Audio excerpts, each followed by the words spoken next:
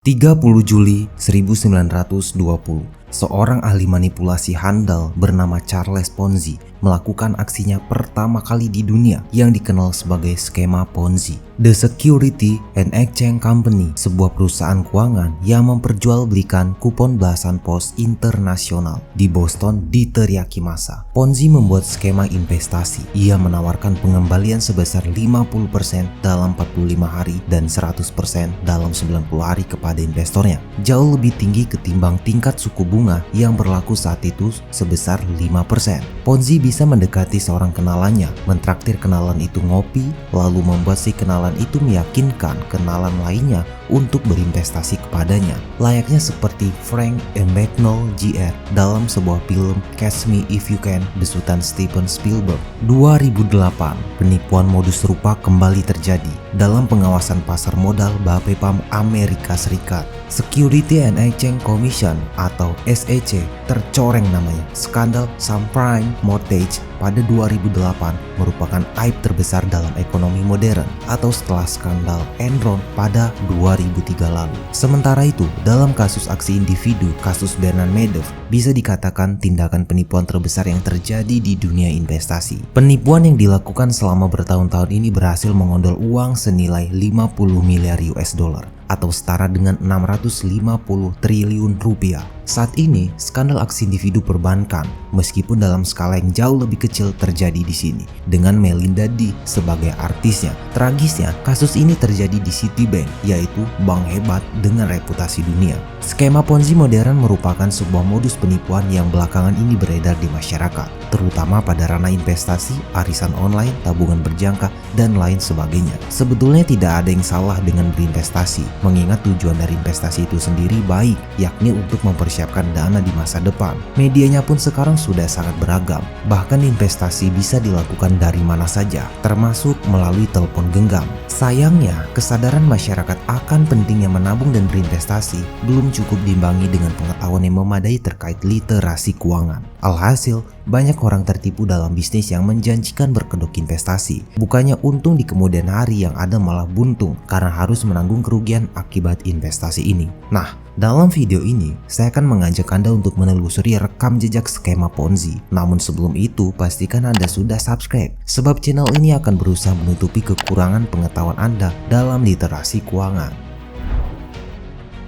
Pengertian skema Ponzi. Skema Ponzi adalah penipuan dalam bidang keuangan yang dilakukan dengan cara menjanjikan banyak keuntungan pada korbannya. Keuntungan ini didapat bukan dari kegiatan bisnis yang dijalankan, melainkan uang para anggota atau investor baru yang baru bergabung. Dengan kata lain, mereka yang bergabung di pertengahan atau paling akhir besar kemungkinan tidak akan mendapatkan keuntungan sama sekali karena perputaran uang yang ada telah habis. Meskipun kian meresahkan dan merenggut banyak korban, nyatanya masih banyak orang yang tertipu oleh modus penipuan ini. Hal ini dikarenakan tidak sedikit orang yang terlena dengan iming-iming keuntungan yang cepat dan juga mudah. Skema Ponzi awalnya memanfaatkan platform berbasis internet seperti website, hingga saat ini sudah semakin modern dan juga menuju platform berbasis cryptocurrency seperti Bitcoin hingga disebut sebagai Ponzi-nya kripto. Platform pintar Ethereum banyak memberi peluang baru terhadap penipu ulung di bidang skema Ponzi untuk mengembangkan skema jahatnya. Banyak dari penipu yang mampu menjerat banyak korban walaupun korban mengira bahwa investasi yang mereka lakukan itu tampak terpercaya. Dijuluki dengan sebutan skema Ponzi tentunya bukan tanpa sebab. Nama skema ini diambil dari nama pencetusnya, yaitu Charles Ponzi. Pada tahun 1920 lalu, Ponzi membuat sebuah bisnis dengan melakukan tindakan penipuan investasi perangko pada tahun 1920-an dan menipu banyak orang. Skema Ponzi merupakan sebuah skema penipuan investasi di mana pelaku memberikan retun yang kepada investor dari uang investor baru. Pada kasus Ponzi di Amerika Serikat, dia menjanjikan investor yang berinvestasi $1.000 dengan pengembalian $1.500 dalam waktu 45 hari saja. Tentunya penipuan ini memberikan dampak kerugian yang besar, yaitu kurang lebih 15 juta US dollar Amerika Serikat. Di Indonesia, penipuan yang berskema Ponzi ini masih terbilang belum tersebar luas di masyarakat. Banyak masyarakat yang belum mengerti mengenai dampak yang ditimbulkan dari kasus penipuan ini. Bentuk dari skema Ponzi ini bisa bermacam-macam, namun skema yang dipakai tetap sama, sehingga banyak masyarakat yang tertipu dengan janji atau retun yang tinggi yang dijanjikan oleh oknum-oknum. Meskipun tidak masuk akal, berkat mulut manisnya, banyak orang terperdaya dan akhirnya rela untuk menginvestasikan sebagian uang mereka ke bisnis ini. Tidak hanya itu, hal ini juga diperparah dengan adanya testimoni positif dari para investor yang diminta langsung oleh Charles Ponzi. Beredarnya testimoni positif ini tentunya mengundang lebih banyak orang untuk ikut bergabung ke dalam bisnis miliknya. Sampai akhirnya pada suatu ketika terenduslah hal janggal dari bisnis ini, di mana para investor tidak lagi mendapatkan profit yang semula dijanjikan akibat tidak adanya investor baru.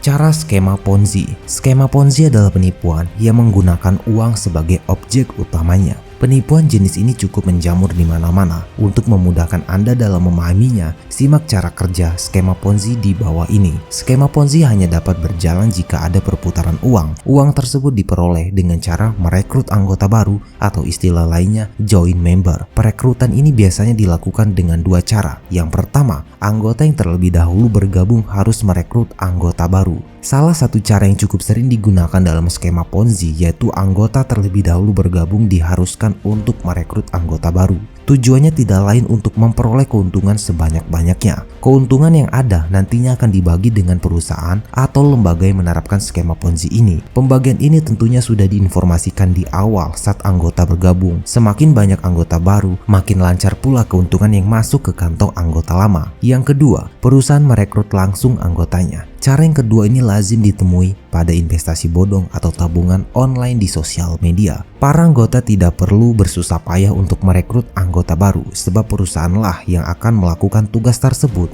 Sekilas, kedua cara di atas mungkin nampak berbeda, padahal keduanya sama-sama merugikan anggota, terutama mereka yang baru sempat ikut tergabung ke dalamnya.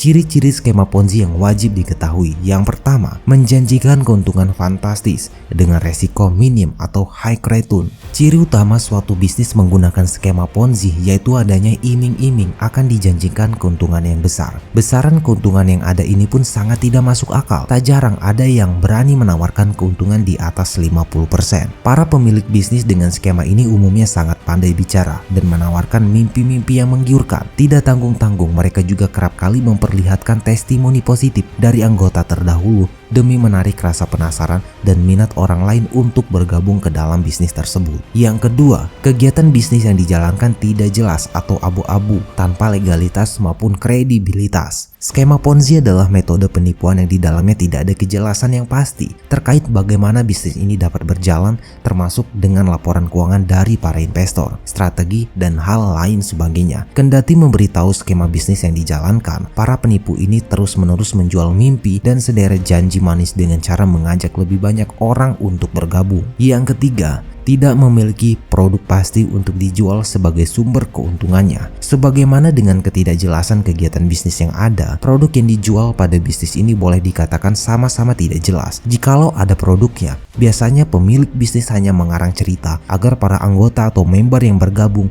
bersedia mencari anggota baru. Oleh karenanya, bisnis yang ada juga tidak memiliki surat izin usaha penjualan langsung atau SIUPL dari Badan Koordinasi Penanaman Modal atau BKPM. Skema piramid dan juga skema Ponzi itu hampir sama, namun dia berbeda.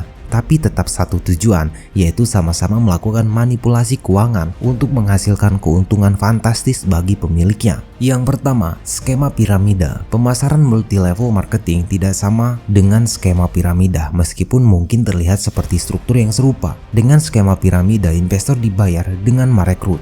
Tujuan aktifnya adalah untuk terus merekrut dan fokusnya bukan pada penjualan jenis produk, melainkan melakukan perekrutan anggota baru. Yang kedua, skema Ponzi. Skema Ponzi lebih intens. Mereka membutuhkan investasi penipuan. Dengan menerima investasi baru, investor awal dapat menghasilkan keuntungan. Investor baru hanya mendapatkan keuntungan jika lebih banyak investor bergabung dengan perusahaan atau berinvestasi dengannya. Ketika tidak ada lagi orang yang bergabung, banyak orang terutama investor baru akan kehilangan uang mereka. Dalam skema Ponzi biasanya hanya para pendukung dan investor asli yang mendapatkan pembayaran kembali atau menuai keuntungannya. Skema Ponzi saat ini sangat tersamarkan seperti serigala berbulu domba. Sekian dari saya ucapkan terima kasih dan sampai bertemu pada video selanjutnya.